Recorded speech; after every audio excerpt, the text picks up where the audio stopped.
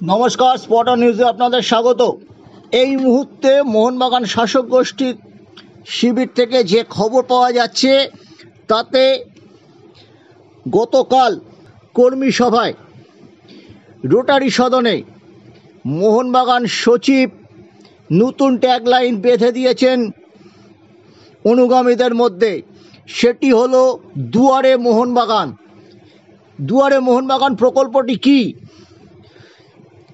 Indian super লিগের ticket সংগ্রহের জন্য বিস্তর সমস্যায় পড়তে হয় মোহনবাগান সমর্থকদের। অফিস কাচারি প্রত্যেকেরই আছে, অনেক সিনিয়র সিটিজেন আছেন যারা 70-80 দশকে রেগুলার মাঠে যেতেন, তারা অশক্ত হয়ে পড়ছেন। তাদের পক্ষে পর একদিন গিয়ে টিকিট সংগ্রহ, পরদিন যুব ভারতীতে যাওয়া, রাতের ম্যাচ অসুবিধার মধ্যে পড়েন তারা। সেই কথা ভেবে বিভিন্ন আঞ্চলিক স্তরে টিকিট বন্টন করার জন্য 15টি সেন্টার বৃহত্তর কলকাতায় খুলছে মোহনবাগান ক্লাব। যদি দেবাশিস দত্ত গোষ্ঠী আবার ক্ষমতায় আসে বা দেবাশিস বাবু আবার সচিব হন, হাওড়া, উত্তর কলকাতা, বেহালা, দক্ষিণ কলকাতা তো বিশেষ প্রাধান্য পাবেই। সেই সম্পর্কে যে আমাদের যে উপকণ্ঠে যে দুটি জেলা আছে, দক্ষিণ 24 পরগনা এবং উত্তর 24 পরগনা, সেখানকার সদস্যরাও যাতে নিজেদের এলাকা থেকে টিকিট সংগ্রহ করতে পারেন সেই ব্যবস্থা করা হচ্ছে এবং দূরের সমর্থকদের জন্যও করা হচ্ছে। এখানে উল্লেখ্য, এই আঞ্চলিকভাবে টিকিট বন্টনের ব্যাপারটি ইশতেহারে বলেছেন সিঞ্জয় বসুও, কিন্তু এই যে একটা ট্যাগলাইন বর্তমান শাসক গোষ্ঠী, বাংলার বর্তমান শাসক দলের মতোই যে ট্যাগলাইনটা সেটা দিলেন যে দুয়ারে মোহনবাগান, বোঝাই যাচ্ছে একটা নির্দিষ্ট লক্ষ্য নিয়ে এটা করা হয়েছে।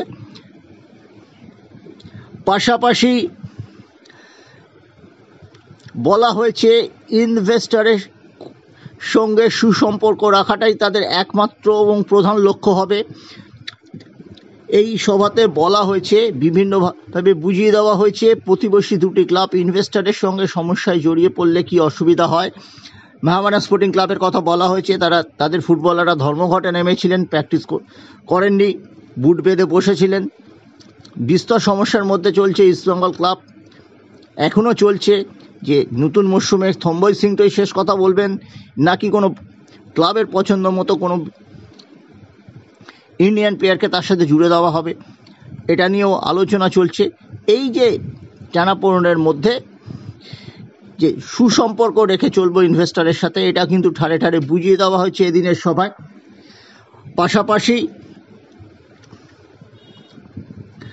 আরও বলা হয়েছে নির্বাচনী ম্যানিফেস্টো তারাও বের করবেন, সেখানে অনেক নতুনত্ব কথা থাকবে এবং কর্মীদের খুব সতর্কভাবে নির্বাচনের কাজে এগিয়ে যাওয়ার জন্য কিছু স্পেশাল নির্দেশও দেওয়া হয়েছে এদিনের সভা থেকে। সব মিলিয়ে কিন্তু মোহনবাগানের নির্বাচনের এই যে নতুন ট্যাগলাইন দুয়ারে মোহনবাগান, সেটা নিয়ে যে যথেষ্ট চর্চার কেন্দ্রবিন্দুতে চলে যাবে আগামী কয়েকদিন, সেটা বলাই বাহুল্য।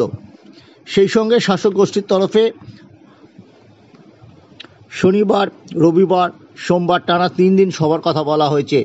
তাদের আশা শেষ পর্যন্ত ভোটাধিকার প্রয়োগ করার সুযোগ পাবেন সদস্যরা, কোনো প্রভাবশালী মহলের কোনো হস্তক্ষেপ শেষ পর্যন্ত হবে না, এভাবেই তারা গুটি সাজাচ্ছেন।